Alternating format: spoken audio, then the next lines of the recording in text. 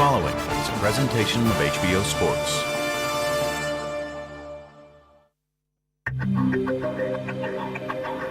He is boxing's longest reigning current champion, I am Joe Calzaghe, undefeated.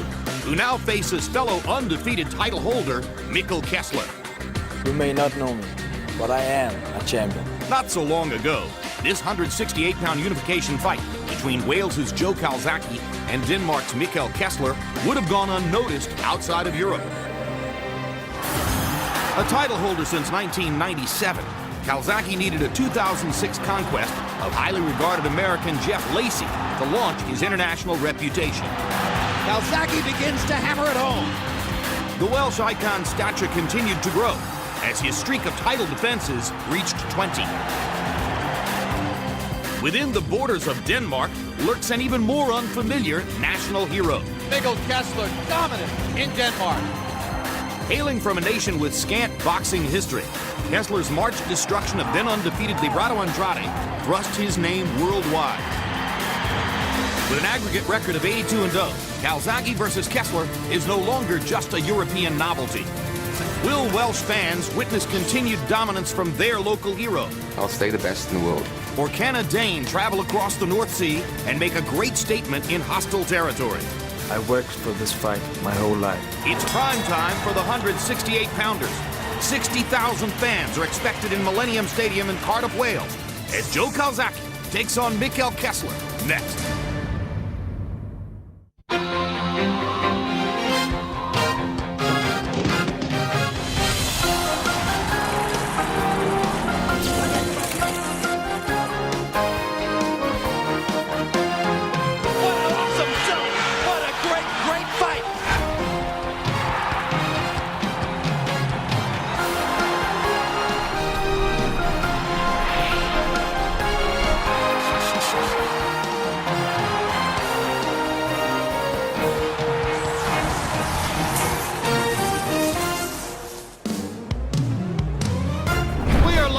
Cardiff, Wales, for another international installment of World Championship Boxing. Tonight, more than 50,000 fans are expected to fill Millennium Stadium and cheer for Joe Calzaghe from nearby Bagwood as he faces Denmark's Mikkel Kessler in a matchup of two undefeated fighters, putting their respective titles on the line for clear world supremacy at 168 pounds. It's Europe's version of Leonard Hearns 1 or De La Hoya Trinidad. Two unbeaten fighters, near enough in ability and near enough to the peaks of their respective careers that it's almost impossible to anticipate anything other than a close, competitive, perhaps epic fight. In 116 years of glove prize fighting, never has a battle between two Europeans aroused such excitement and anticipation. They've angled toward each other for more than a year. And now, for Joe Calzaghe and Mikkel Kessler, the hour of decision arrives. Hello again, everybody. I'm Jim Lampley, and welcome to a scenario and a set of circumstances so vivid in detail that William Shakespeare himself might have been proud to conceive it. An unbeaten Dane against an unbeaten Welshman, 3 nights after All Hallows Eve, before 50,000 zealots on a rugby pitch in Wales for supremacy in the 168-pound weight class all around the world. Just a little bit later on, you'll be hearing from Max Kellerman and Emmanuel Stewart, but we begin with an introduction to the not-so-melancholy Dane in tonight's fight scenario, Denmark's Mikkel Kessler, who's made the trip here from Copenhagen.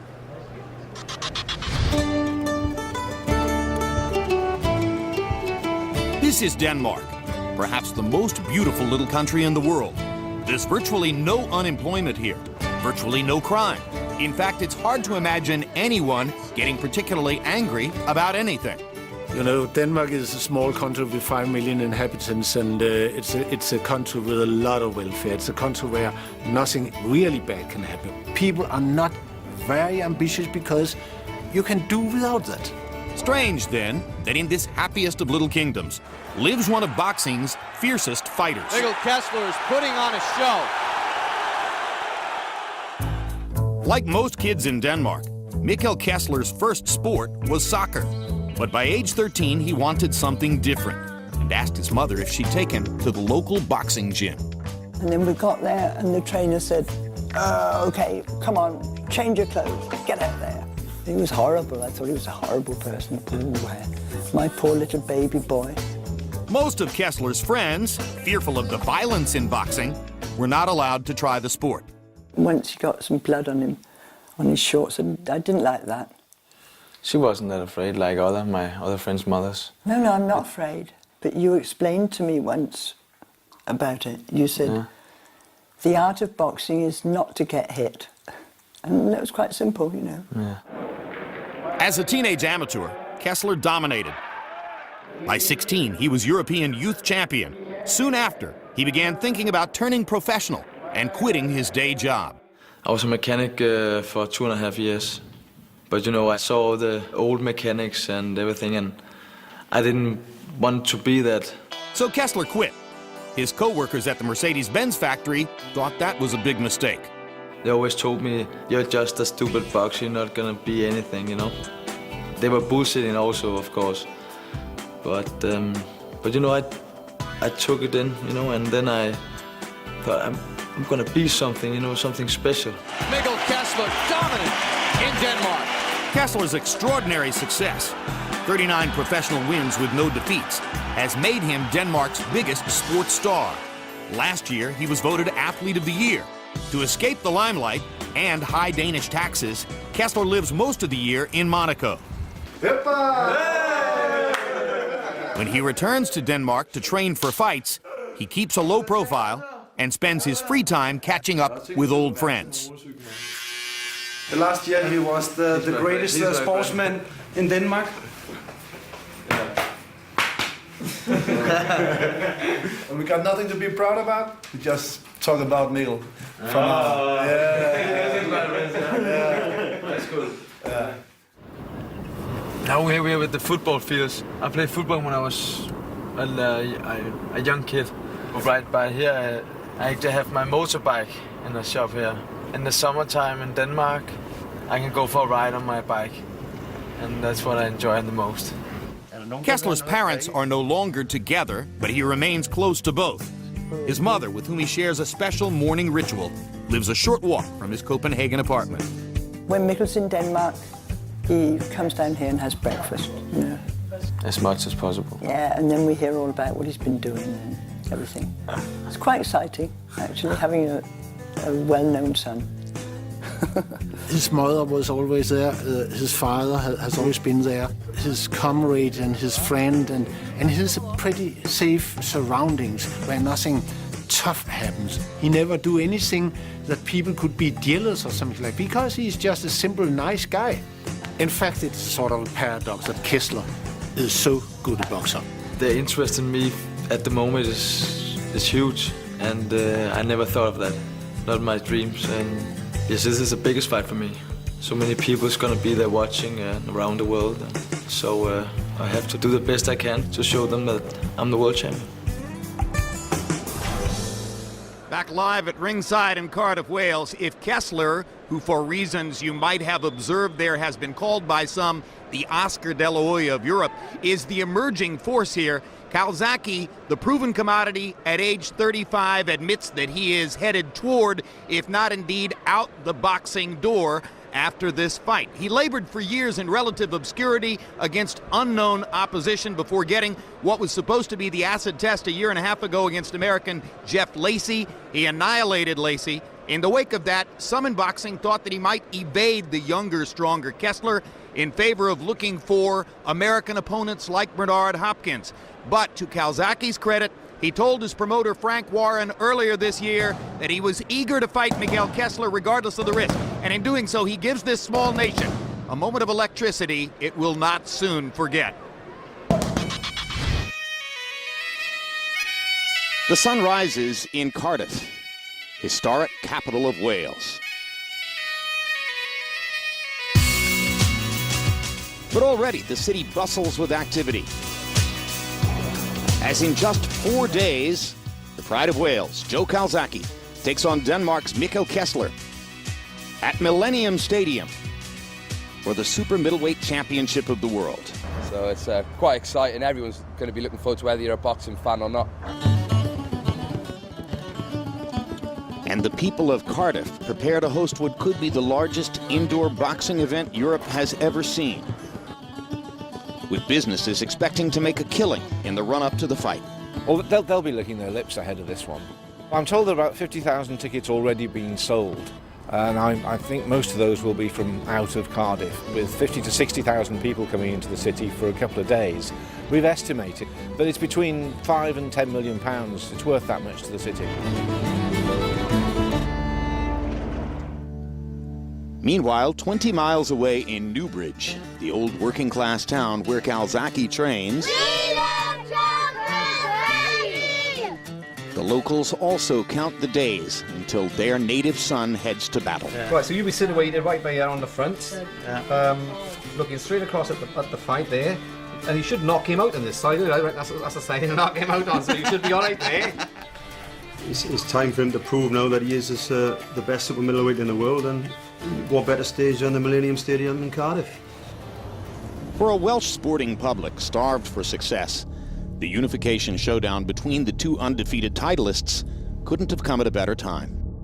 The Wales rugby team in the past year have had one of their worst years in memory. They were knocked out of the World Cup in the group stage to Fiji, which was disastrous in this country. The football team are struggling badly. The main club football side have also had a very poor year. So it is fair to say Joe really does carry the hopes of a nation on his shoulders. Amid the anticipation, Calzaghe keeps his composure as he prepares for the fight of his life. There's always pressure in every fight. You know, people say 50,000 people are going to turn up. Is that going to be added pressure?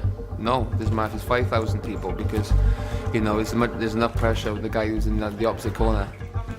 But a victory for the Pride of Wales this Saturday could resonate beyond the British shores. His evenly matched bout with Kessler has generated widespread interest in the United States and will be shown live in prime time across the Atlantic. Whoever wins this contest is going to have a major impact on European boxing. And let me put it to you this way. If the toughest guy in your street was going to box the toughest guy in the next street, everyone would want to go and see that fight.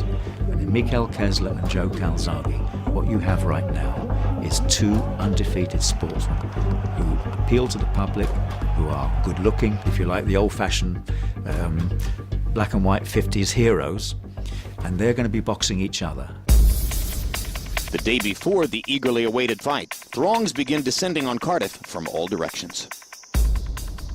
They're coming from all over the United Kingdom, that there's a large contingency coming in from America, and of course there are some Danes coming in as well. The city's full. We've got about 7,000 or 8,000 beds in the city and in the area, and they're all taken. But as night falls, it becomes clear sleep is not on the agenda. For fans here in support of Calzaghe. And Kessler will have more than his opponent's fists to contend with when he steps into the ring for the epic showdown. There's no chance that he has ever fought in any kind of environment close to this. You know, he is going to have his fans. He's going to have maybe 2,000 people supporting him, but he's going to be so outweighed by Joe's supporters. Sugar Ray Leonard said that Peter Manfredo found it very, very intimidating, and that was just 35,000. You know, with over 50, the noise in the atmosphere will be something special.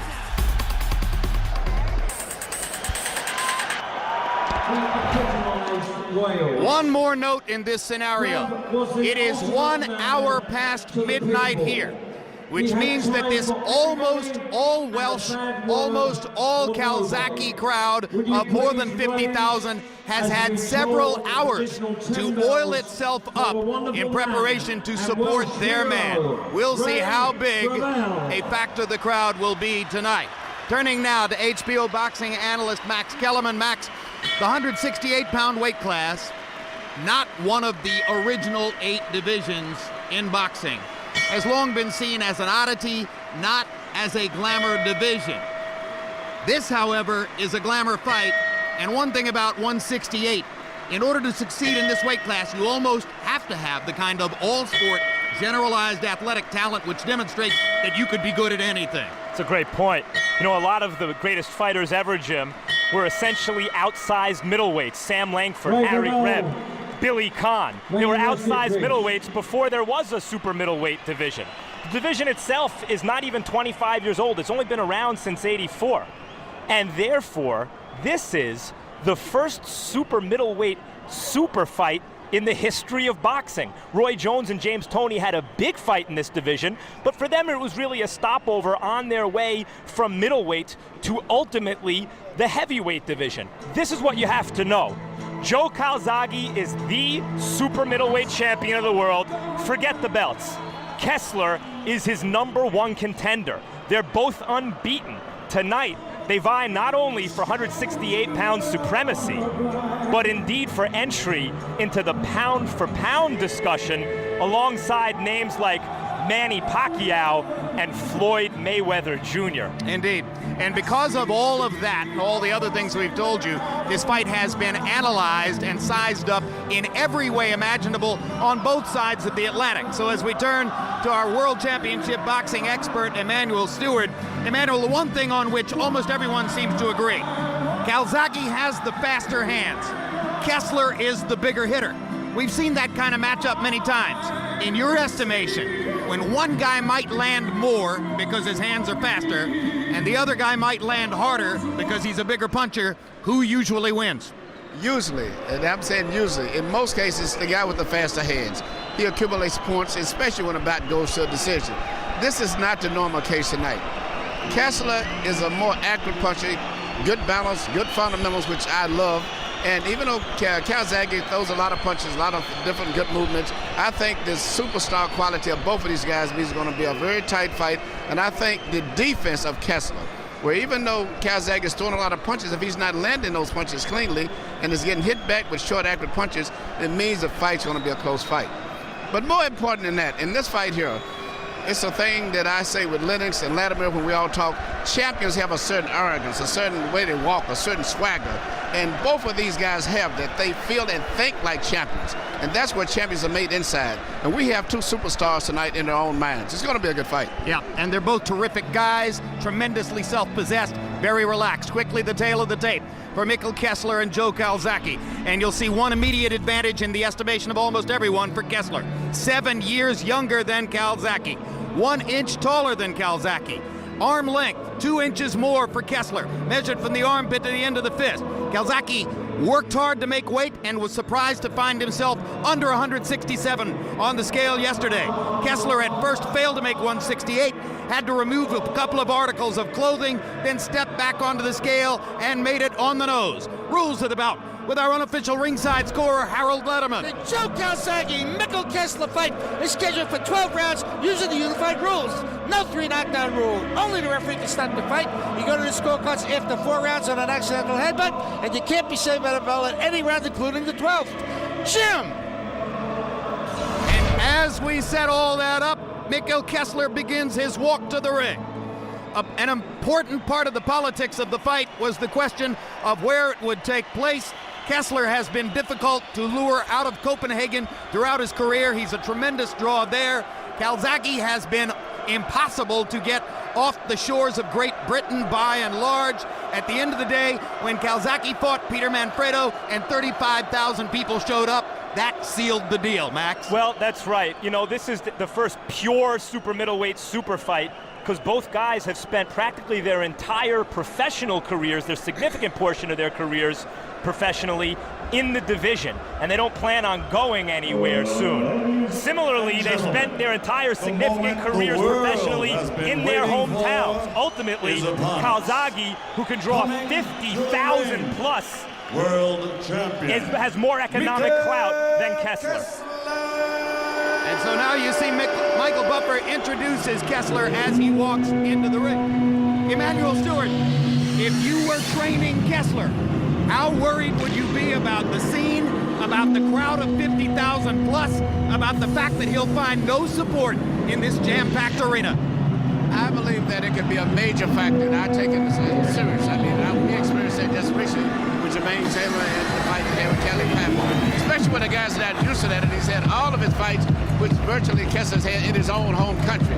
But I believe that he will prevail, and it will not bother him too much, but it is going to have some effect.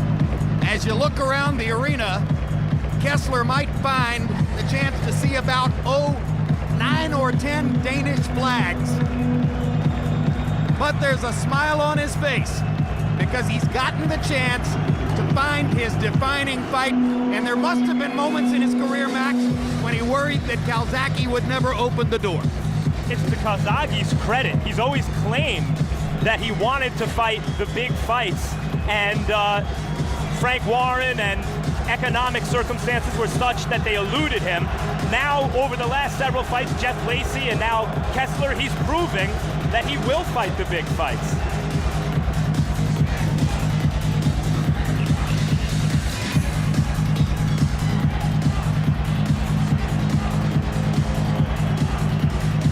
It's called a unification fight. Kessler holds 2 of the 4 belts in the division. Calzaghe has held the belt that he has enforced as his own for more than 10 years, 20 title defenses.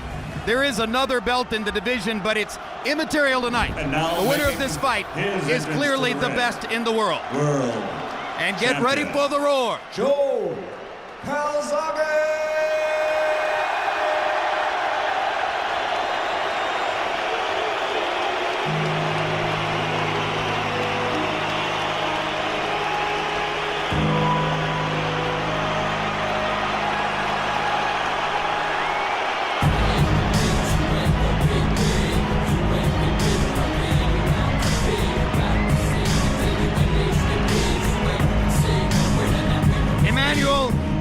Any fighter would love it. It's hard to imagine anybody loving it more and more openly than Joe Calzaghe does. Well, there's a lot of other fighters. I think Felix Trinidad, to me, was admitted he would enjoy the excitement when he came in the ring. I think more so than he did fight. But this means a big factor. You know, when you have a good, exciting crowd like this, it makes the fighters fight better. They get excited. The adrenaline level goes up with both athletes, and you get a much better fight than you normally would get with a dead or a small crowd. Some have criticized Calzaghe for not having faced opposition in America. After his victory here over Manfredo, he scathingly pointed out, hey, Bernard Hopkins and Winky Wright won't draw 10,000 fans in Las Vegas. Why do I have to go there? Joe Calzaghe has drawn over 50,000 fans tonight. Why should he ever have to go anywhere?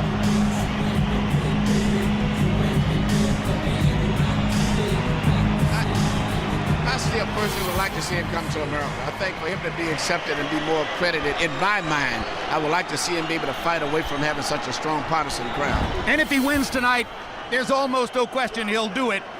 He and Bernard Hopkins have begun flirting and dancing verbally with each other over the course of the past several months, and there are a lot of people who would love to see it. Perhaps even in Hopkins' suggested venue of Yankee Stadium in New York. Let's go to Michael Buffer now in the ring. Silent for the national anthem of Denmark.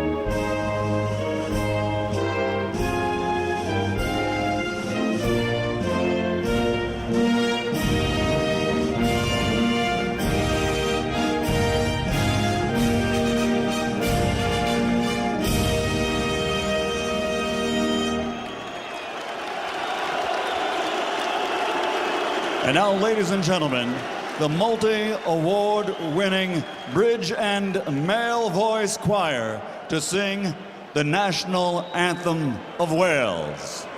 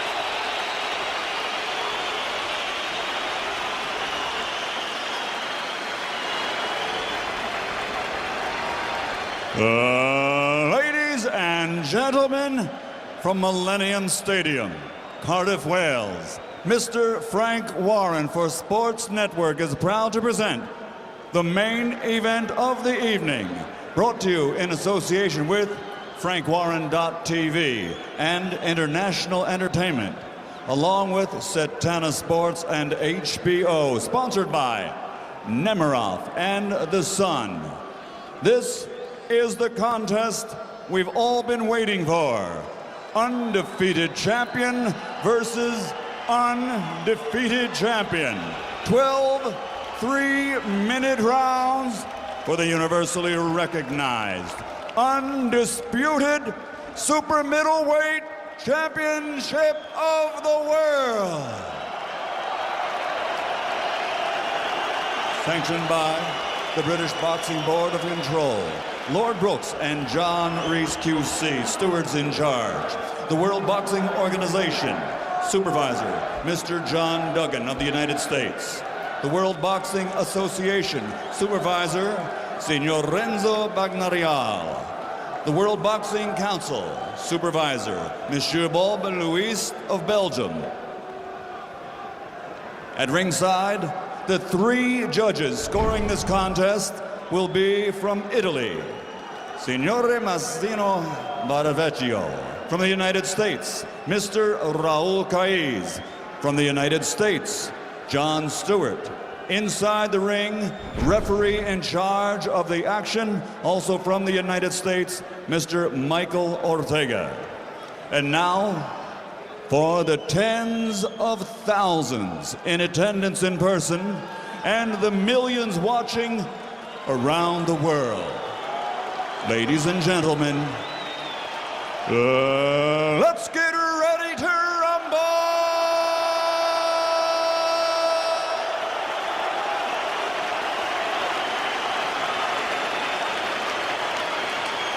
Fighting out of the red corner, wearing red with white, official weight 168 pounds. He made his professional debut in 1998 and captured the WBA World Championship in 2004. He added the WBC title in 2006. His record is a perfect one, consisting of 39 bouts, 39 victories, including 29 knockouts. From Copenhagen, Denmark, the reigning, defending WBA, WBC super middleweight world champion, the Viking Warrior, Mikael Kessler.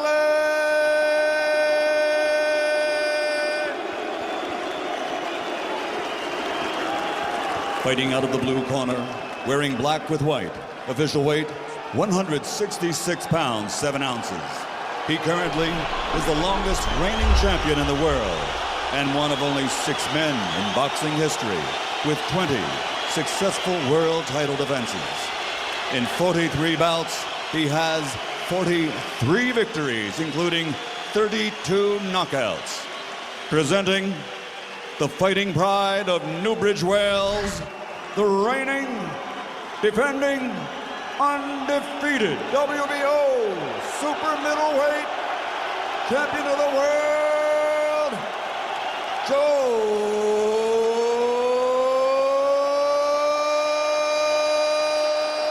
Calzaghe.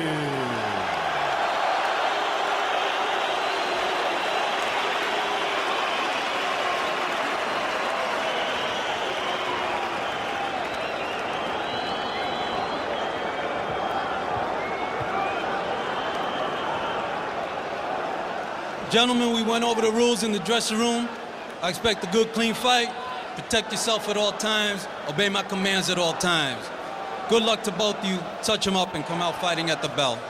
A little over a month ago, Kelly Pavlik knocked out Jermaine Taylor for the middleweight championship by having faith that boxing fundamentals would overcome unorthodox athleticism. Miguel Kessler will try to do the same thing here right now. Round 1 begins. And one question is, how aggressive will Calzaghe be against the man regarded as a bigger puncher. Joe Calzaghe has never backed down against anyone.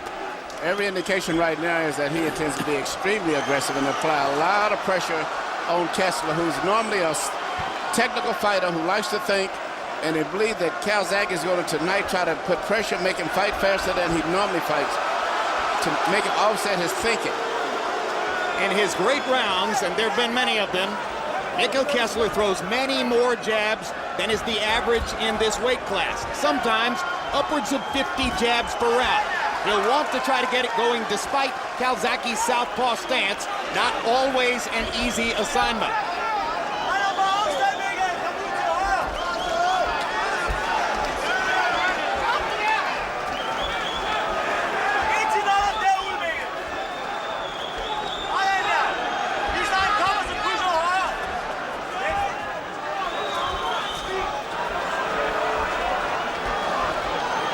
There's been a significant punch so far.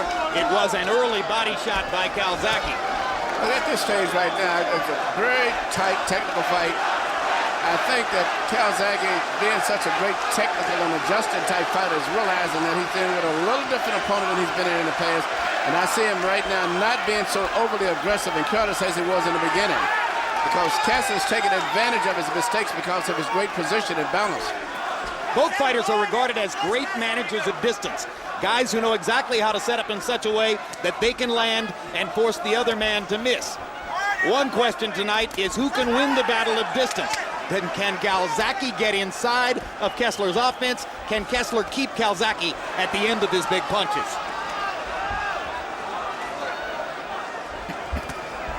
People bring up Sugar Ray Leonard and Tommy Hearns when discussing this fight. Like Leonard and Hearns, both these guys can punch. They can both box. It is unclear who will wind up being the aggressor here, who will wind up being the boxer. I agree with you. And also, I mean, looking like Calzaghe is punching with a little bit more thought and much more straighter with his punches than he has in the past. Well, Calzaghe says, when I throw roundhouse punches, it's because I'm fighting lesser opponents and I don't concentrate as well. Look at what I did to Lacey, where he poured his offense down the middle time and time again and hit Lacey with an unending barrage of accurate shots. For the moment, Kessler is able, when he fires his double jab and brings the right hand behind it, to back Calzaghe off. Thus far, this has been a very good fight so far. No one has really established control. Both have landed a few clean blows, but you can't make a mistake. Both are punching very accurate and very sharp. Couple of body shots for Calzaghe, one inside right hand for Kessler. Not much to choose between them in round one. Not much to choose. Round may go to Calzaghe possibly because of his body rhythm, which creates excitement like he's doing more. Whereas, on the other hand, Kessler doesn't do a lot of moving around and jumping and moving his hands and feet. Jab, don't rush the jab, all right? You're not throwing left hand, you rush your jab, you're not throwing left hand jab. You've got to get his jab working, all right? Okay, so far so good. Okay, you're not punching the hurt. Too much fencing, all right? Start whacking him on the body. All right, get your range, right? That's okay. Nothing wrong with that, right? You put it in for the first jab. Right? And you look at it. Smash it fast! Put it on. But listen to me, you then go to the jab. Let the jab travel, double jab, and come in with forward. It's pace. You listen now? For the moment, they're speaking English in Kessler's corner. We hadn't anticipated that. We do have a Danish interpreter. Yes, Mortensen. CompuBox numbers in round one. Calzaghe 15 out of 64. Kessler 8 out of 43. So if there was an edge there, it belonged to the Welsh fighter, the home fighter.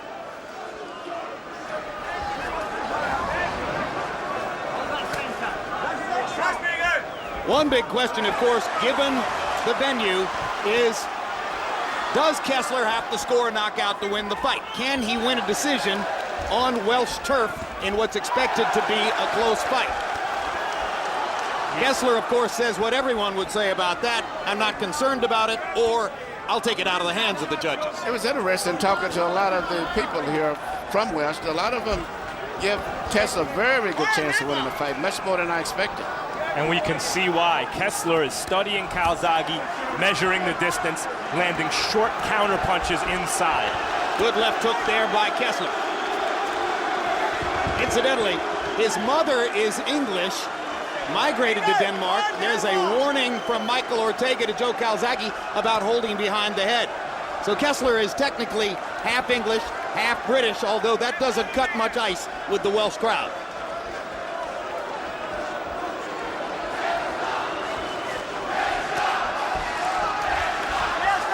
Kessler stepping in just a little closer now to fire his left jab. Yeah, both guys are very leery because they're having problems adjusting to the speed. But I don't think either one has ever fought a fighter of the caliber that they're fighting tonight.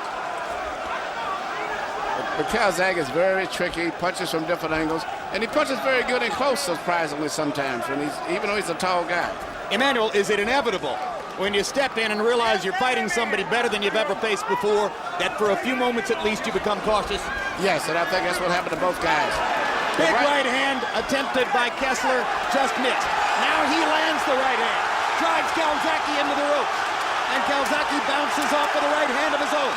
But Kessler's punches are starting to find the mark.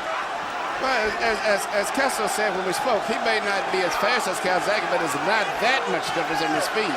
And the straightest distance between, the shortest distance between 2 points is a straight line. Kessler punches straighter than Calzaghe.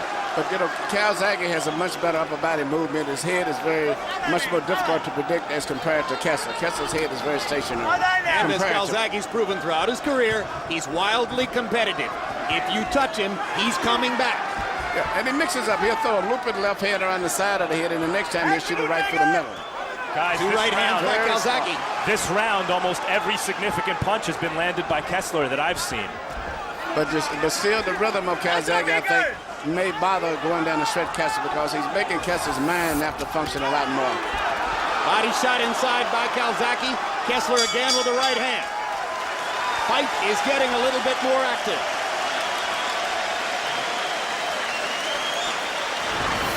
Immediately following our telecast, stay tuned for the premiere of Countdown to Cotto Mosley. Our behind-the-scenes look at both of those fighters as they prepare for their welterweight championship fight 1 week from tonight, live on pay-per-view. It's good, but he's throwing the power shot. Listen to me. Are you trying to...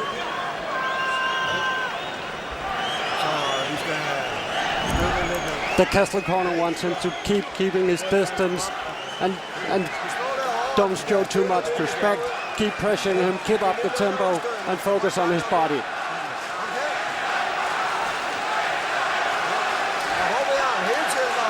Keep hitting him hard. Hard punches, hard punches. Come on, keep the pressure. You saw the CompuBox numbers on overall punches. Power punches through round 2. Calzaghe 15 of 55, 27%. Kessler 10 of 27, 37%. So Kessler a little more focused on power shot. Down goes Kessler, and that's a slip. Crowd responded as though it was a knockdown, but clearly it was a slip. Michael Ortega wants time to wipe off the gloves of Mikkel Kessler, who was ready to go back to fighting right away. Not only was it a slip, Kessler had just landed a good punch.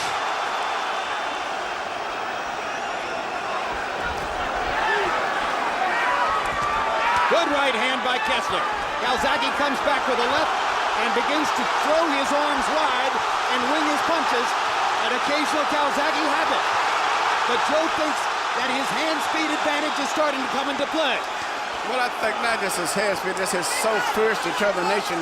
He seems to be panicking because he realizes how close this fight is, and nobody's got a really decided edge, and he seems to be punching more in desperation to try to establish an advantage. And you see how much more precise in his technique Kessler is as he sticks within the envelope, throwing his jab and the right hand in totally conventional fashion, while Calzaghe begins to get squirrely and wild. Calzaghe's trying to impose his will on Kessler as he has with every opponent he's ever fought. Kessler is unlike any opponent he's ever fought. I don't know that he can simply impose his will by wildly winging punches. I believe he's beginning to impose his will. I may be wrong. He seems to be, he's making Kessler fight at a much faster pace, and the punches are coming from so many different angles, and Kessler's more of a basic fighter. And it's fascinating that Calzaghe's brave enough here in round 3 to drop his hands to his waist and showboat just a little bit. He always does that to somebody. I know. but some thought he wouldn't do it tonight. Straight left hand landed for Calzaghe. Reaching for the body shot there. Kessler's corner asked him to focus on the body, but by and large, I think Mikkel is mostly throwing up there. Good left hand by Calzaghe. And another. And another. And suddenly Calzaghe is landing his straight left right down the chute. Kessler gets in a right hand, but Calzaghe keeps coming. The pressure is mounting. And I don't know if Kessler's going to hold up much longer if the fight can continue this pace, unless he can seriously hurt Calzaghe to slow him down. Backs him off with a left hook there. I don't get that impression, Emmanuel. Although Calzaghe clearly is winning this round.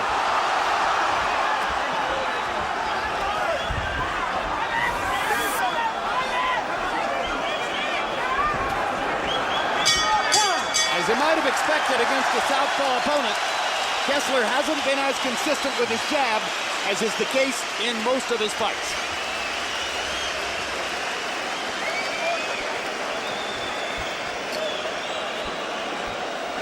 That's the place you can box his neck. That's the way you can box him. That's the way you can box him. Where's his punch? Well, fucking what? They don't watch. Back on him. Where's his punch? Are you okay? You got 4 rounds. It's all good. It's all good. Right? Okay? That's amazing, right? Keep up your tempo, Mikkel. Don't let him take too long breaks. Just keep pressing him. Don't give him any chances. Don't give him it. Keep going at him. Just keep going.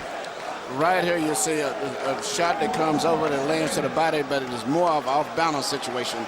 And it really wasn't a clear knockdown by any means, as much as it was balanced. But here you see Calzaghe come back and land a clean counter left hand at the end. Power punches in round 3. Calzaghe was 13 out of 48. Kessler 12 out of 19. Calzaghe throwing many more punches. That usually catches the eye of the judges. Harold, how do you have it through 3? Okay, Jim. 2 rounds to 1. 29-28.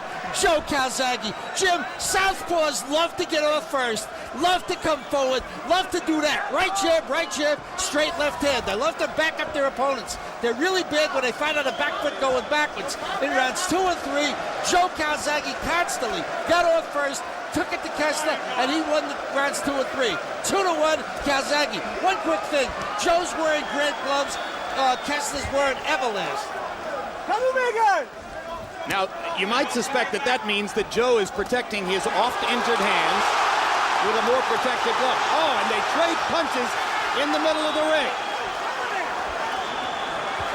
After Calzaghe beat Kessler's corner back into Danish, Kessler's come out this round, it seems, wanting to stop Calzaghe from bullying. Big uppercut by Kessler. Best punch of the fight.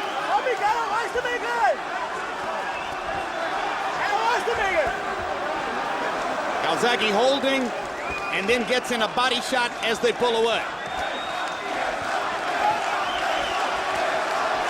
Yeah, Kessler's uppercut was the first really solidly landed power punch and I think in it range. hurt, for a moment, I think it hurt Calzaghe too.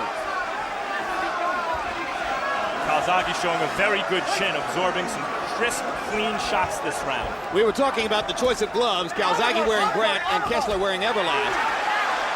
Calzaghe has often been bedeviled by hand injuries in the past. So too has Kessler. He has titanium in both hands. And it was Kessler who was rumored in the build-up to the fight to have missed as much as 2 or 3 weeks of sparring with an injured right hand. He, of course, said that wasn't the case, but British journalists are persistent in saying it was true. Well, it's a lot. Big uppercut by Kessler again. A lot again. of talk has been about the hands, and both guys going in this fight. The hands have been a big factor. And now Kessler's jab begins to land, as his uppercut has twice caught Calzaghe in his tracks in this round. I think Kessler may have found something new here, Emmanuel. Kessler's beating him because he's landing more solid accurate punches. And I think that right uppercut really got Calzaghe's attention early in the round. And he hasn't really recuperated mentally from that, I don't believe. These guys are punching, in particular Kessler, very hard. And a super fight has broken out in this super fight.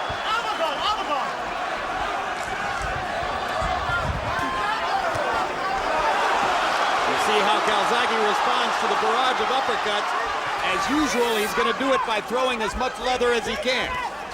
This has turned out to be a very good fight.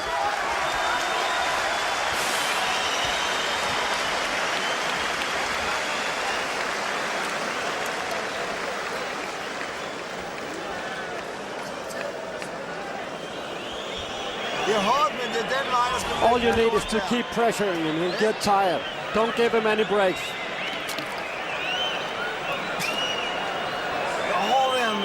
Just keep attacking him. Don't give him any peace. Han kommer selv lynhurtigt efter en slag. So you saw the heels must be throwing. All right, gas and bust. Some bust. Breathe deep, come on. Gas and right. You know it's going to be hard work. You know that. You know. Right here you see Castellano, beautiful counter left, right, just as Calzaghe comes in, leading himself off balance a little bit as he's coming in. Overly aggressive. And here you see the uppercut, which I think was the best punch of the fight so far. Both were counter punches. And there was another uppercut later in the round, which likewise landed solidly. It was a very good round for Mikkel Kessler. They've been fighting on relatively even terms now into the fifth.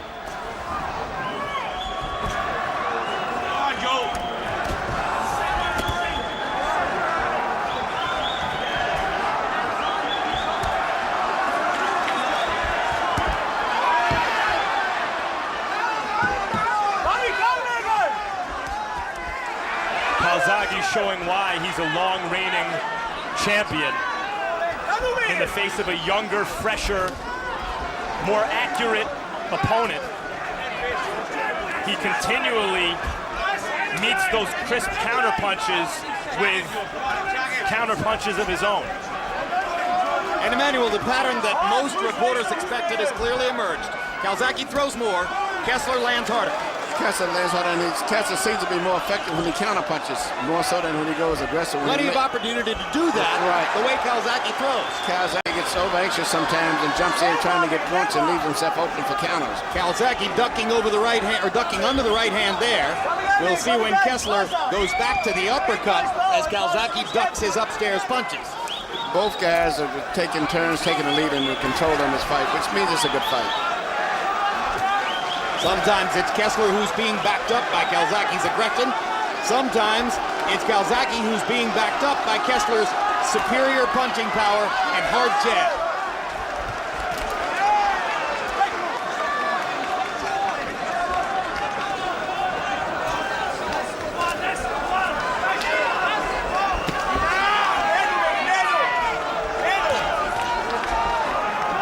Because of what's at stake here, this fight had, and the styles, this fight had the potential to be less than aesthetically pleasing. But these guys are creating beautiful, high-level stuff here. Personally, myself, Max, I'm enjoying it because you see a little bit of everything. Boxing skills, exchanges, and every time one guy feels the other guy's taking control, he fires right back trying to take control himself.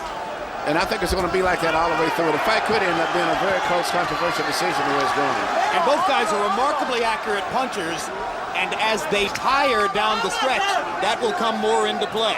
Because it's harder in the late rounds to defend yourself against precise punching, and they can both punch longer than they can defend. I think if it goes down the stretch and continues to pace, it might be a slight edge, might go to Calzaghe possibly. There's a trickle of blood from the right nostril of Kessler's nose. Clearly the result of a Calzaghe left hand. Hard right hand by Kessler.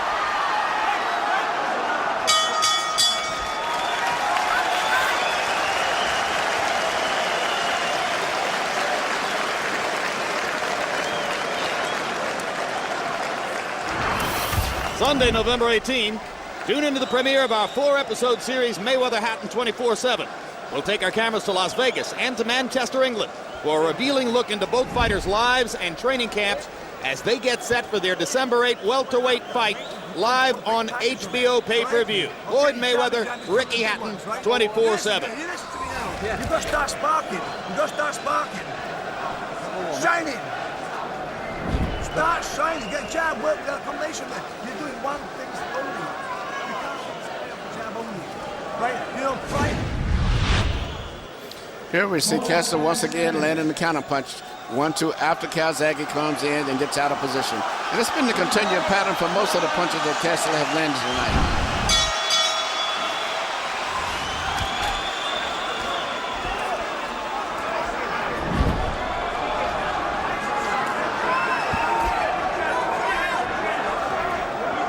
fast pace into round 6 of a scheduled 12.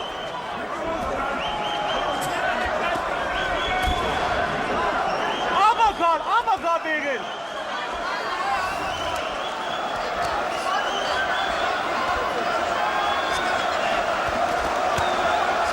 Calzaghe is a southpaw who squares up and faces his opponents a lot of the time. Yeah, in this round, he's being very careful to keep his right shoulder in front. Because most of the time that Calzaghe hit his out, he throws his punches and end up square and with his head falling forward out of position, and that's when Kessler lands those nice counter punches on him. Kessler's getting hit more this round. Calzaghe's not throwing hard, he's just touching him, but he's more successfully doing it. Now, good point, Max. It's a boxing round for Calzaghe so far. And Kessler, incidentally, is hearing his corner yelling for the uppercut because since the big barrage of uppercuts in round 4, he seems to have gone away from it.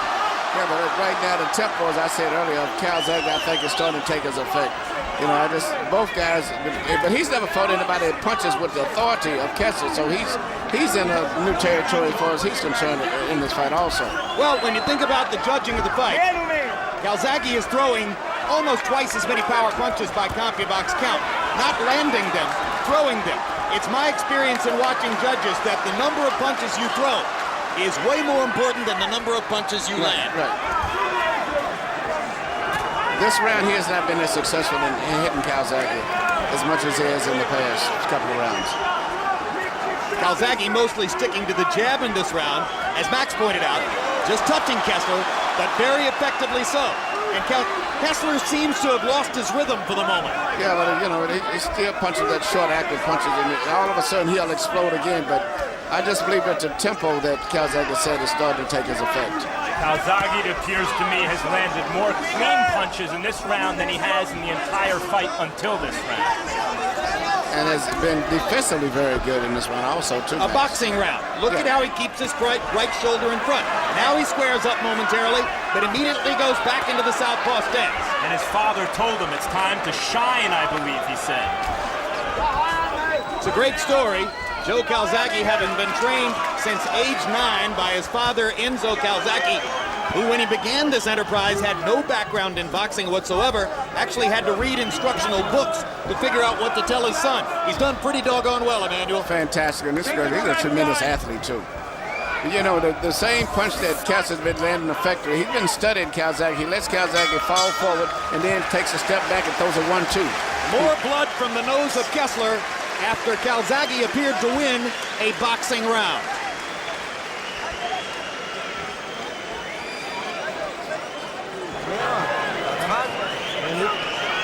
You're getting hit way too much. Just use your uppercuts and get out to the sides. You're not in front. You're behind now. Something has to happen. You're looking way too much at him. Go ahead. You're listening? Yeah. Good, excellent round, fabulous round. All right, I want more. All right, 6 more rounds like that. All right? Yeah. No, let's poke the jab in, poke the jab in, the job's yours. Exterior of this terrific Millennium Stadium, a rugby pitch tonight set up for a crowd of more than 50,000 for a boxing match. Jabs in round 6. Calzaghe 14 out of 55 jabs. That sounds like something Kessler might have done. Kessler 7 out of 37, and you heard Kessler's trainer Rickard Olsen saying, "You're behind, something has to happen." Harold, is he behind? Absolutely.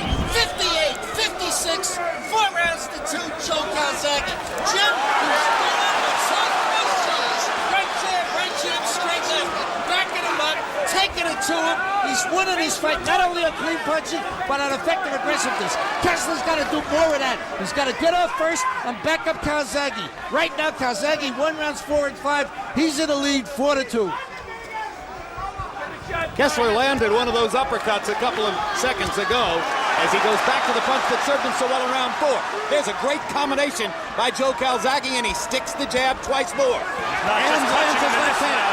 He's not just touching him in this round, he's hurting him, Calzaghe. And you know, on top of the Calzaghe's defense has been perfect. He hasn't been hit with a clear effective punch that I've saw in the last 2 rounds virtually. So Calzaghe went to another level in round 5, and he's keeping it there now. as he seems to begin taking over control of the middle portion of the fight. We've seen Calzaghe turn boxer. Can Kessler now turn brawler? Well, the most effective thing, as I said, Kessler was led, and he had been studying so much to take advantage of Calzaghe's bad position when he would get off balance. Right there. He only lands after Calzaghe throws a punch and gets out of position. Kessler mixed in another one of those uppercuts in that exchange, and now he begins to seem to get more comfortable, but once again gets clocked with 2 straight Calzaghe lefts. And again, as Harold Letterman pointing out, it's mostly Calzaghe backing Kessler up.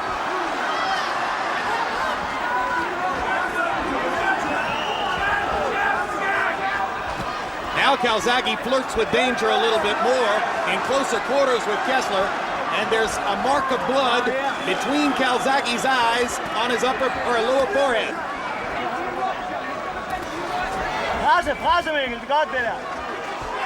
I think one of those uppercuts may have drawn the blood on Calzaghe. Big right cross by Kessler. He tries the uppercut again.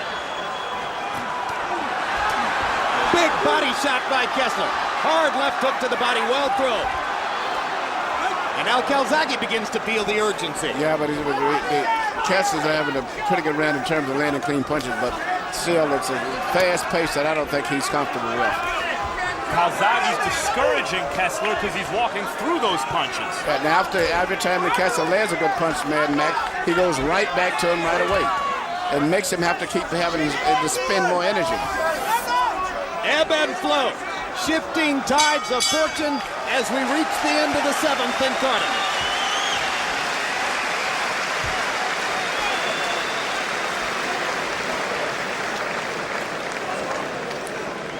You jabbing his ass and he lost the fucking punch. Listen to me, Joe. Yeah. You boxed his ass off. Yeah, beautiful words. Can you keep it up, Joe? Can you keep it? He had to rally 4 shots. Big deal. Just do not ban the jab for me, Joe. As you're doing, nothing more than that. It's fantastic. You boxed his fucking ass off. You have to attack him. Go forward. You give him too much space. Way too much. Attack him. Just keep going forward. 7 coming up, right? Come on, the 6 is all. Come on. Just keep going forward. It's now or never. Don't give him anything. Any time. Go forward. Kessler's corner begging their man to go forward. Enzo Calzaghe praising his son, saying you boxed his ass off. Calzaghe threw 105 punches in the 7th round and begins to set up a working margin on Harold Letterman's scorecard. We're into the 8th.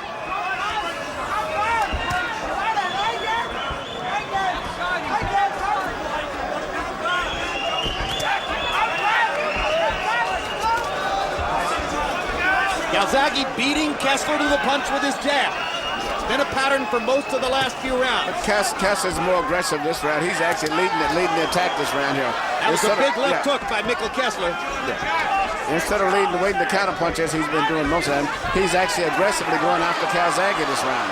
But dropping his hands and allowing Calzaghe to land upstairs. Come here. Good straight right hand inside by Kessler. Kessler's punching with a lot of authority right now this round.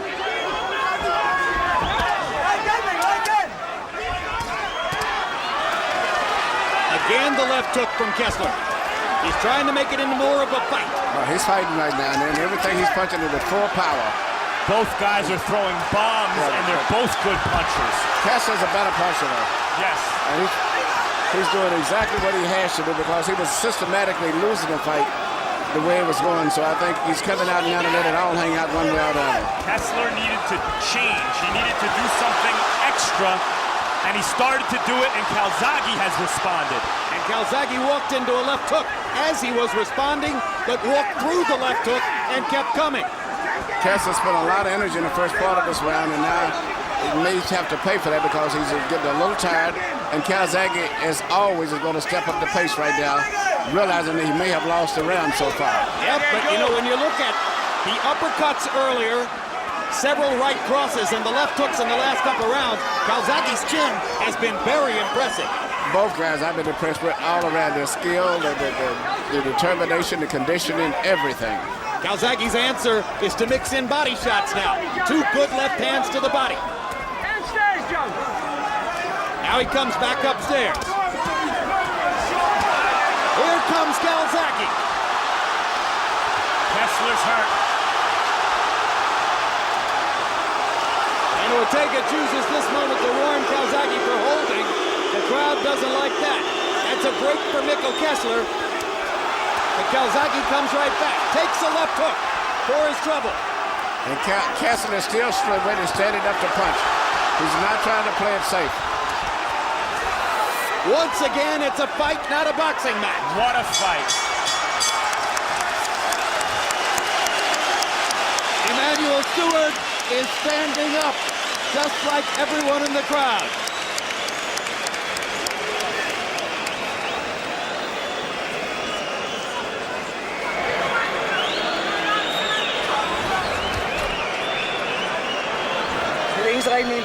It's the only right thing. You have to fight him. Attack, attack, attack. You can't afford anything else.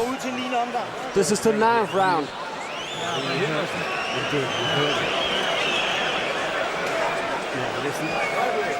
There's only two more independent sprints, Joe. Okay, come on. Don't go raggedy, right? Don't go raggedy, all right? Right, combination, boom, boom, boom. Here you see the body shot that I believe that Kessler was hurt with, which was a right shot to the body right there. I think that's what hurt him right there. And afterwards, it was something happened and the referee gave him a warning, but I think it gave Kessler a break that he needed.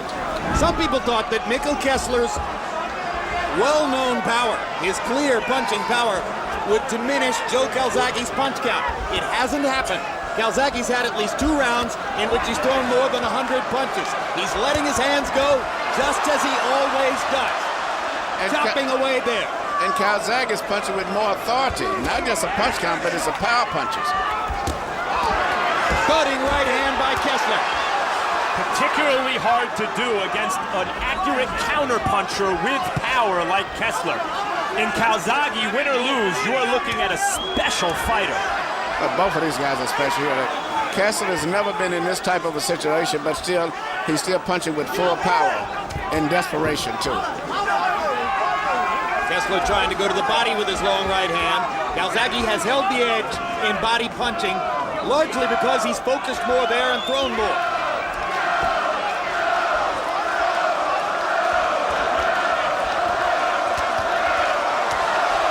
Another non-stop Calzaghe barrage. And if stamina becomes a factor down the stretch, the body punching figures in.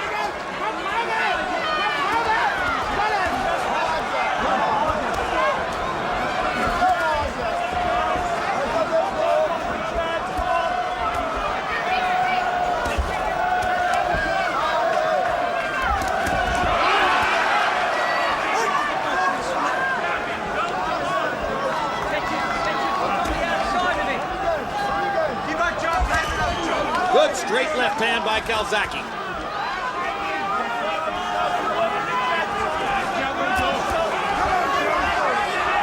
Kessler lands a stiff left. Calzaghe comes back with a combination. Kessler seems to be a little bit on the tired side, but he's still punching very hard and can never relax with him because he can turn the fight around with one solid blow still. Well, he's had a lot of big moments, just not enough of them. It's one of the oldest dictums in sports. On the road, you've got to play to win. Kessler's on the road here. He's got to let more of it hang out and play to win.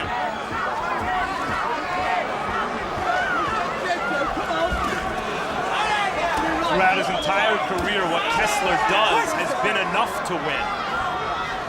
He hasn't been forced into a second or third gear yet, and here he's being forced into it, and I think he's trying to do it, but Calzaghe continues to elevate as Kessler picks up the pace. Calzaghe is very, very special. I'm just looking at the things he's doing, how he's making his adjustments. Look at the hand speed. Everything in the book.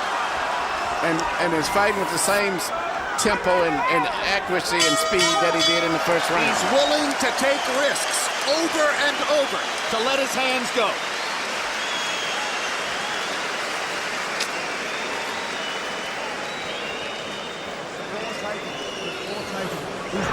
Immediately following our telecast, stay tuned for the premiere of Countdown. Dakota Mosley.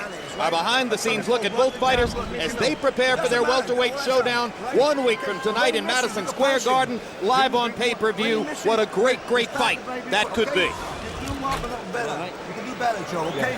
Bam, bam, bam, bam, bam, bam, bam, bam. Use your rallies to work and score points. Use your rally, you know? You can knock on for a win. When he gets forward, use your right and the left. Go left and use your right. Which round is this? This is the 10th. So. There we see body punches again, which I would have never respected that Calzaghe would be more effective in a fight with body punches than instead of with his jabs and his regular head punches. Just wading forward, trying to hit anything he can. In the last 2 rounds, Calzaghe has outlanded Kessler by CompuBox count 50-32. Harold, how do you have it coming to the 10th? Okay, Jim, 7 rounds to 2, 88, 83, Joe Calzaghe. Jim, Mikhail Kessler's got to do something. He's got to go to plan B or he's going to lose this fight. Joe Calzaghe just giving him a boxing lesson. Jab, jab, straight left. Jab, jab, straight left. Over and over and over again. By the way, Mike Ortega really took away Joe Calzaghe's advantage in the 8th round. He had Kessler hurt, and Ortega yanked him off to warn him about a shot behind the head. You can't do that. If a guy's got the other guy hurt, don't jump in. You know, you can warn him, but don't jump in. 8-2, Joe Calzaghe. Emmanuel, every viewer can see the swelling above Kessler's left eye from Calzaghe's right hand, but they're not using the end swell between rounds on that left eye. I'm surprised too, but I really don't think they're even prepared. This is new territory for them. I mean, Calzaghe has had a lot of tough fights, injuries and whatnot. I don't think that Kessler's camp was just prepared for this type of a war. They have not had the experience in this situation. As they pointed out in our meeting yesterday, Kessler's never been hurt in a fight. Maybe they didn't think it was possible. What a trade. What a war they've got in round 10 now. But Calzaghe looks cool as a cucumber amid the fight. Yes, he is. It seems like he's more comfortable in this situation than Kessler. Kessler is into a desperation mode of throwing enormous right-hand counter punches, hoping to catch Calzaghe with a home run punch. While Calzaghe is content to just keep letting his hands go and hit the target. There's a big flurry by Kessler, but only a couple of the punches landed. You're right, Jim. There's a really good flurry, but I didn't see that many punches land. But at least Kessler is trying. He realized that he's losing. He's fighting as if there's some anxiety and anticipation of trying to win the fight. He hasn't given up like a lot of guys would do at this stage.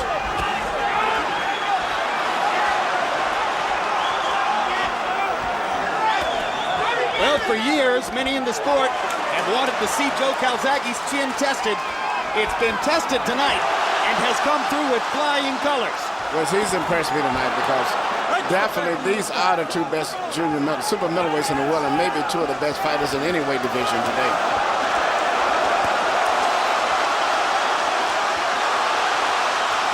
And I think there's something to be said for an unconventional style. As great as Kessler is, you can prepare to fight somebody who's totally conventional. There's nobody else in the world exactly like Joe Calzaghe. It looks to me that Calzaghe may have broken Kessler in the second half of that round.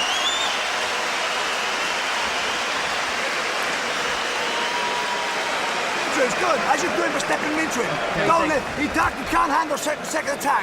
You can't handle second attack. Top and bottom, top and bottom. Off that lovely job you're doing. Fantastic. That's the one. The last 30 seconds was beautiful. Oh, more 2 more. You know what's about now. Knock him out. You know it.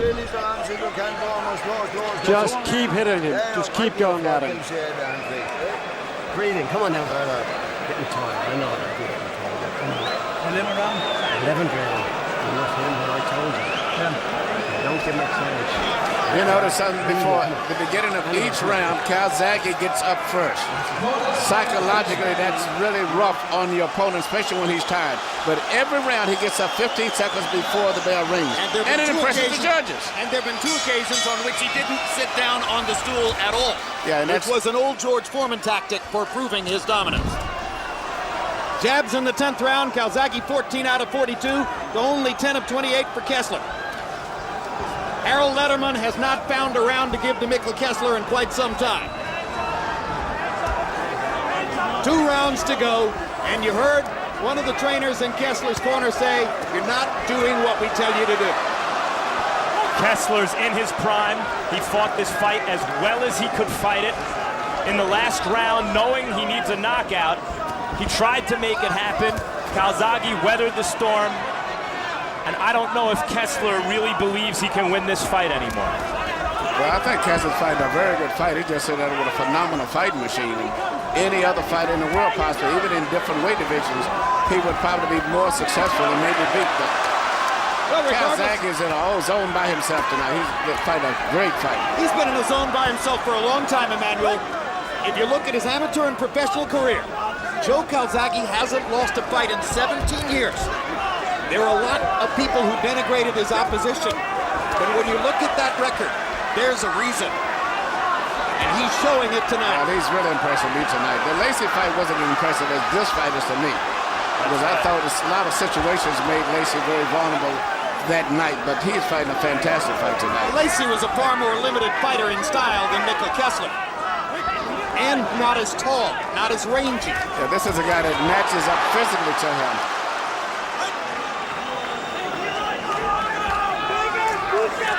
Kessler, 7 years younger, 1 inch taller, 2 inches longer in the arm, measured from the armpit to the end of the fist.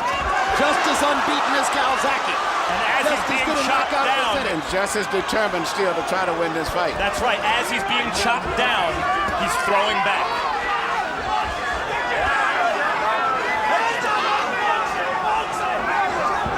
Well, you guys make a great point. This isn't necessarily the exposure of Mikkel Kessler as something less than what he was supposed to be. Yes, it's just a fantastic performance by a fantastic fighting machine named Joe Calzaghe. Kessler is still a very good fighter. Somewhere Bernard Hopkins is watching. Calzaghe calls him Old Popkins. But the discussion has been on for quite some time. And what a fascinating fight it would be, because of Hopkins' counterpunching style against Calzaghe's constant flood of punches. It's hard for me to see any super middleweight, light heavyweight, anyone dominating this fight the way he's fighting now, unless it was an exceptionally great fighter. Anybody's going to have troubles with him. 11 rounds down. Does Kessler have a miracle rally? Or is it another magical night for Calzaghe in Wales?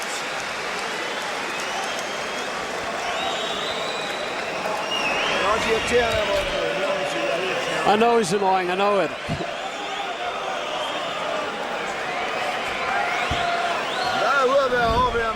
You gotta go out there and be hard on him now.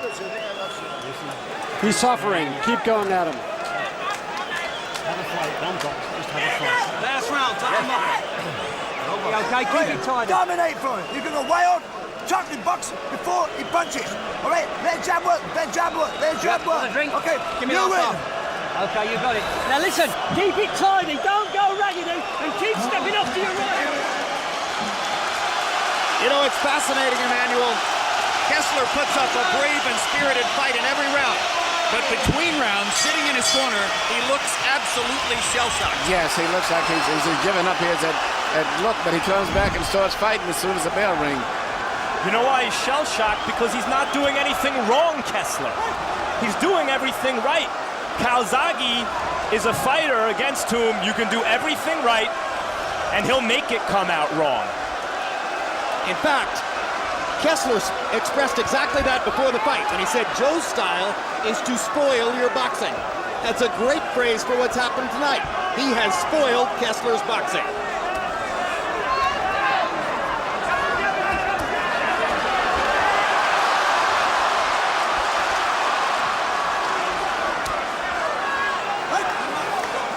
see how smart that Calzaghe is. He was getting hit with those right hands early out. He would miss punches. Now he's beginning to bend over to his left to avoid getting hit with the right hands coming from Kessler. To his left. Calzaghe's left. Kessler's fighting like an animal right now. But I like that.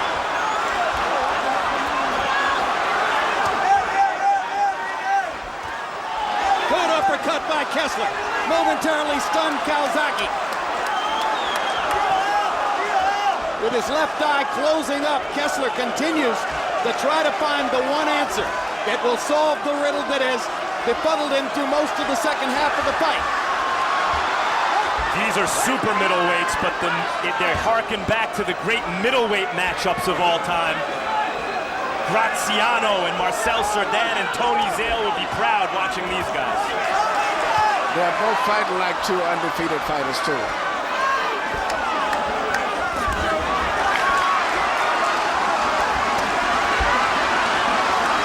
Calzaghe's going to bank on offense down the stretch. It's what brought him this far. Kessler appears to need the knockout. He needs it and he's trying to get it. Great body punch by Kessler. Calzaghe stands tall and keeps throwing. Big right hand by the Dane. Here comes the Welshman.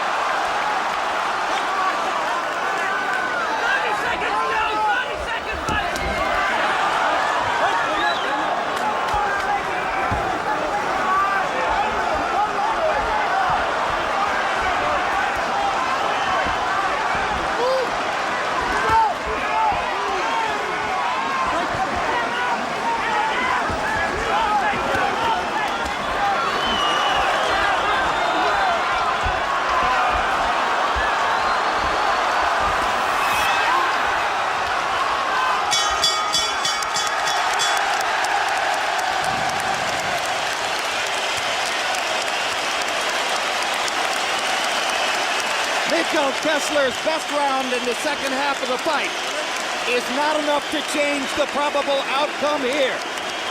And the crowd knows what they've seen. But I'm anxious to see his next fight.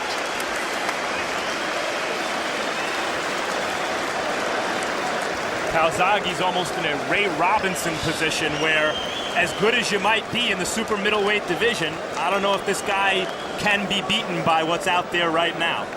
Well, he himself has said, if I can beat Mikkel Kessler, there's nothing left at 168 pounds. I'm headed to 175. That, of course, overlooks the possibility of a fight against a Kelly Pavlik or a Jermaine Taylor, either of whom might want to fight Calzaghe after their probable rematch at 166 pounds. You saw Harold Lederman's final scorecard, a clear and decisive victory for the Welshman, Joe Calzaghe.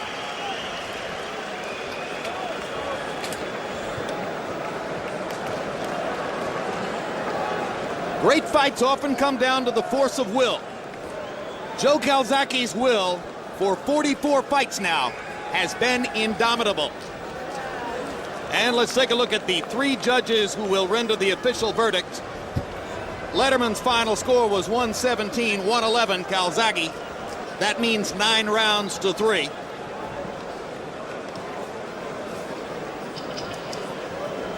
Two of the three judges have come from the United States. Their identities flow from the governing bodies whose belts are being contested here tonight.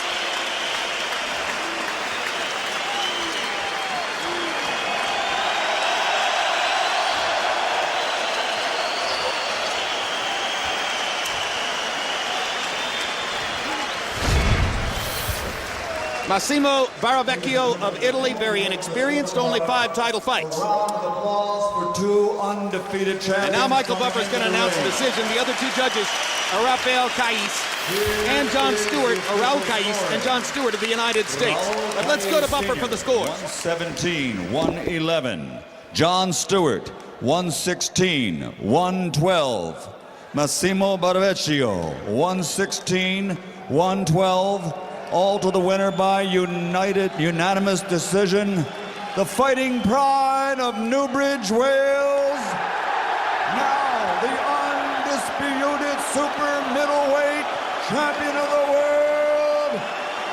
So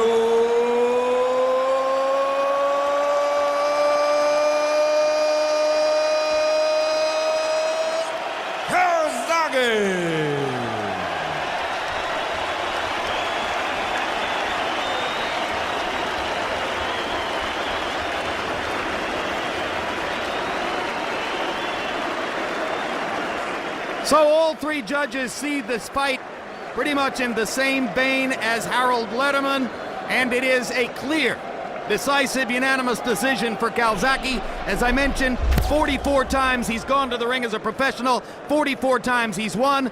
Mikkel Kessler, I should say, is for the first time in 40 fights a loser. Final CompuBox numbers, and they underline the clarity of the decision. Calzaghe landing 112 more, throwing, look at that, 425 more punches than did Mikkel Kessler.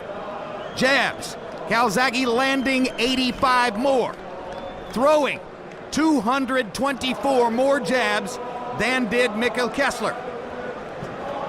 And in the power punch category, it was pretty much the same thing. Calzaghe landing 27 more, throwing 201 more power punches than did Mikkel Kessler. Emmanuel Stewart, you said at the beginning of the evening, in a matchup like this where one guy has more power and the other guy has faster hands usually win. Yeah, but he punched with power too. It's surprising. He wasn't just punching like he normally does. He punched accurately. He actually hurt his opponent with a body punch. He just fought an all-around perfect fight.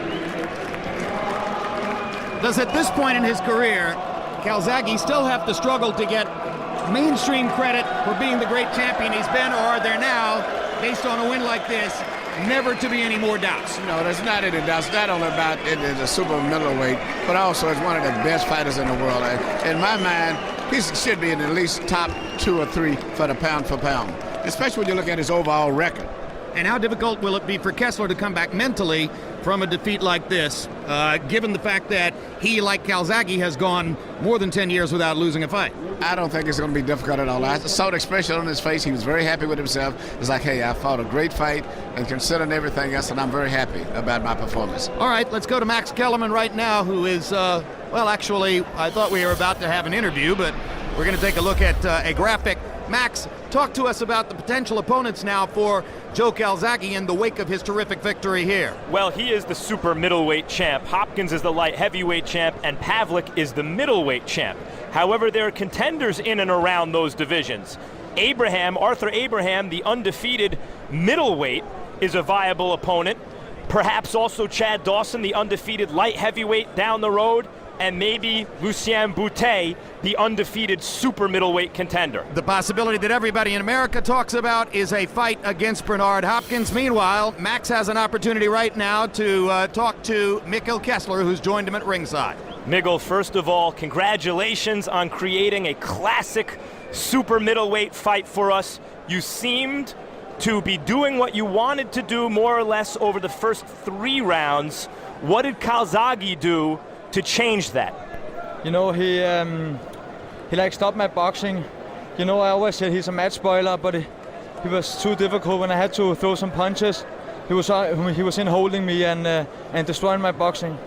So it was difficult for me, but I tried everything. You certainly did. At what point in the fight did you realize that what you normally do wouldn't be enough and that you had to really start pressing for a knockout? You know, I hit him, I can't remember, the 4th or 5th round with a great uppercut.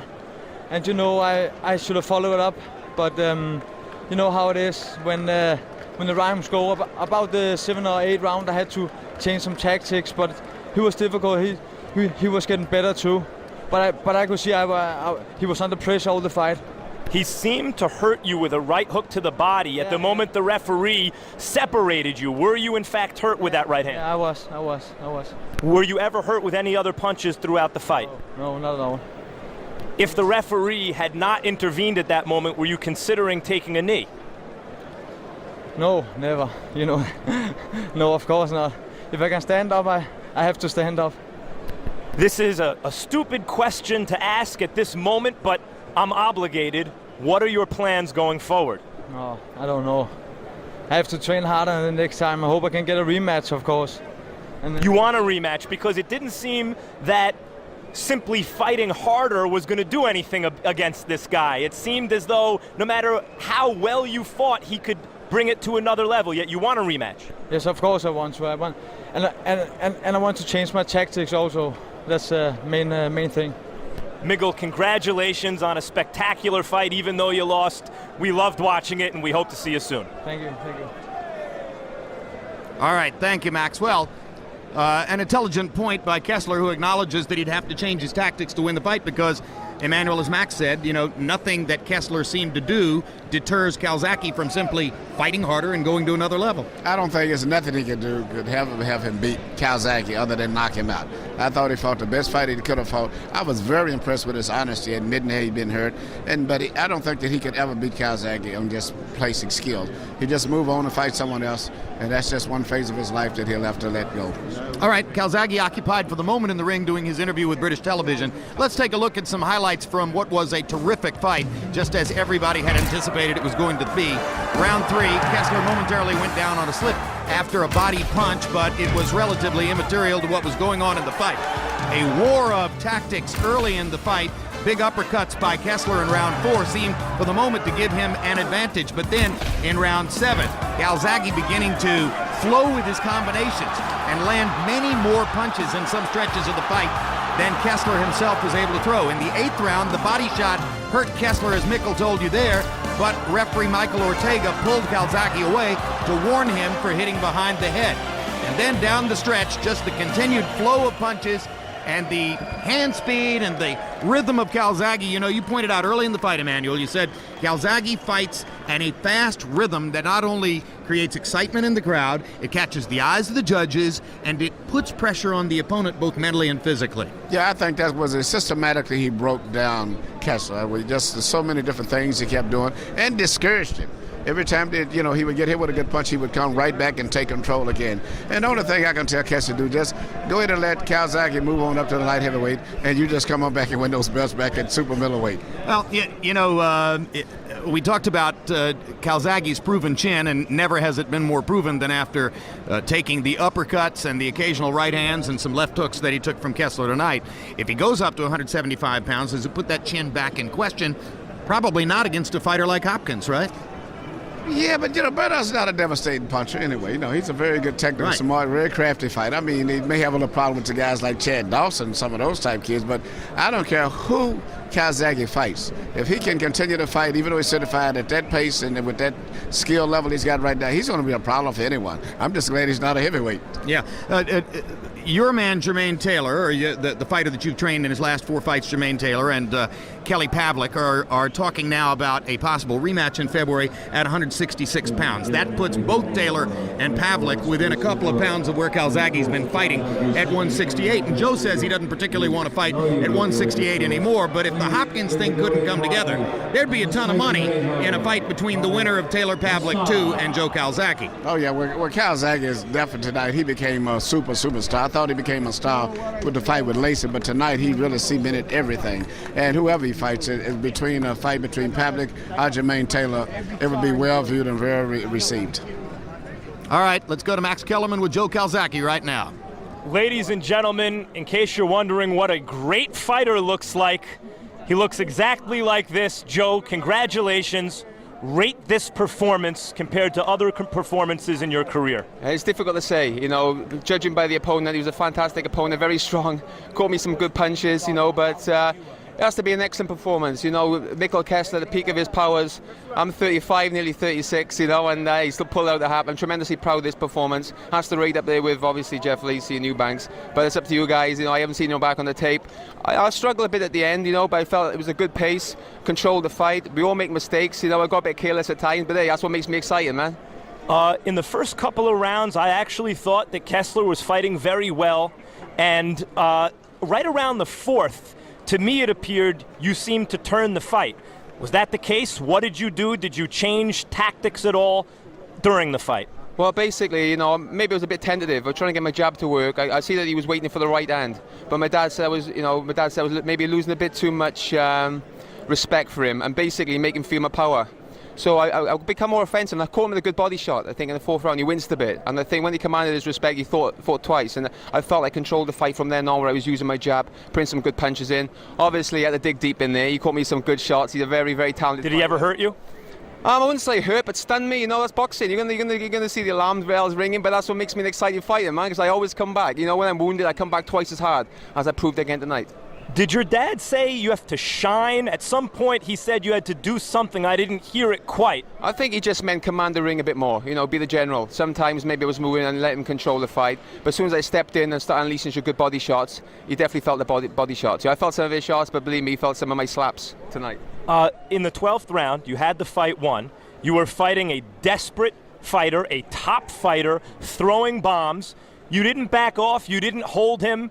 You continued to fight. Why? Because that's who I am. I'm a warrior. And at the end of the day, it's what's inside of me. I've never been a fighter to hold. I've never been a fighter to run. I'm here to entertain. I'm a fighter in my blood. So maybe it's careless. Who knows? If I got dropped, then it'd be the biggest mistake of my life. But it's who I am. You know, it's a crowd. What the crowd want to see. You know, I give it my all. I give 110% every time I step in the ring, and that's who I am. Joe, quickly, Bernard Hopkins wants you. I'm sure Kelly Pavlik has his eye on you. Who do you have your eye on? Oh, listen, Bernard Hopkins, man. Let's do it. He's talking the big fight. Let's do it. You know, he wants the legacy, man. He has to fight the young warriors. Fight me.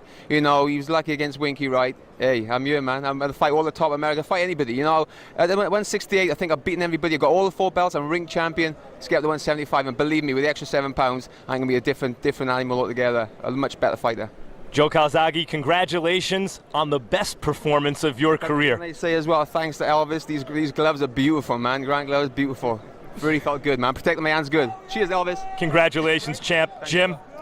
That, incidentally, is a reference not to Elvis Presley, but to Elvis Grant, well-known boxing figure who is key executive at Grant Gloves, the gloves that Calzaghe wore to protect his often injured hands during the fight. And he made a reference there, Emmanuel, to the remark that some in Kessler's camp had made, and that has often been made about Calzaghe through his career, that he's a slapper, not a puncher. Let's settle this once and for all. He's no slapper, right? Body, but he did admit, he said, I slapped him to the body pretty good. But no, he impressed me tonight. I've never saw him punch this good. That's why I say it was a perfect performance tonight. And it's one of those stellar performances that he may never pass. And especially beating Kessler, was a very, very focused and determined fighter. All right. Great night, Emmanuel. And Max, a final word from you. We talk about the possibility of a fight against Bernard Hopkins. Kessler says what Calzaghe does is to spoil your boxing. If there's anybody in boxing who spoils your boxing, it's Bernard Hopkins. Could a fight between Calzaghe and Hopkins actually be aesthetically pleasing to watch? If Calzaghe makes that aesthetically pleasing, he's truly capable of anything. I think that Calzaghe's performance tonight, it's not that it was perfect, it's that it was beyond that. He was faced with a prime, young, willful opponent in Kessler, a guy at the top of his game, and Calzaghe somehow found an extra dimension, and that is why he is now in the conversation for best pound-for-pound fighter in the world, along with Manny Pacquiao and Floyd Mayweather Jr. One last thing, what a year of boxing so far. Pavlik Taylor, Calzaghe Kessler. Next week we're doing Cotto Mosley by the end of the year, Hatton and Mayweather. It's a good time to be a boxing fan. Yeah, it almost feels repetitive at this point. In fact, it is. I've told our audience, Max, a half dozen times that we're looking ahead to what might be the fight of the year, and next week we're looking ahead to what might be the fight of the year. And what a fantastic year it's been. And incidentally, just to put the final capper on all of the pre-fight hype and the build-up to what happened here, the official attendance was indeed 50,150 fans. So thanks for being with us from Cardiff, Wales on this perhaps the most anticipated fight ever in the sport between two Europeans. It totally lived up to expectations. And the winner was a guy who has long ago proven that he's a terrific champion, now unquestionably can be seen as one of the greats, Joe Calzaghe.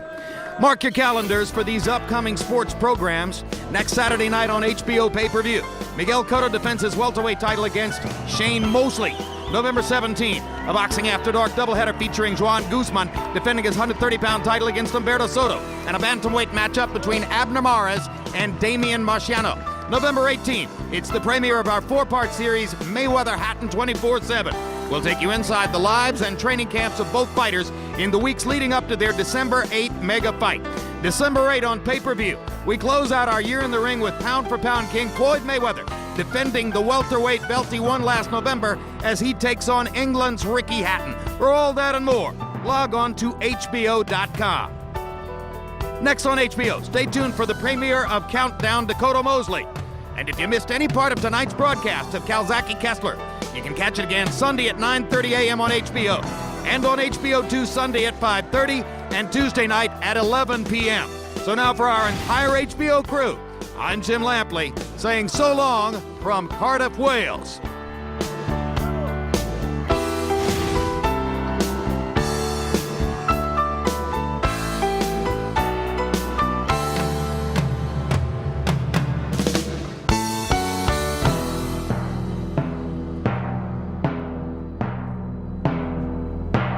This has been a presentation of HBO Sports.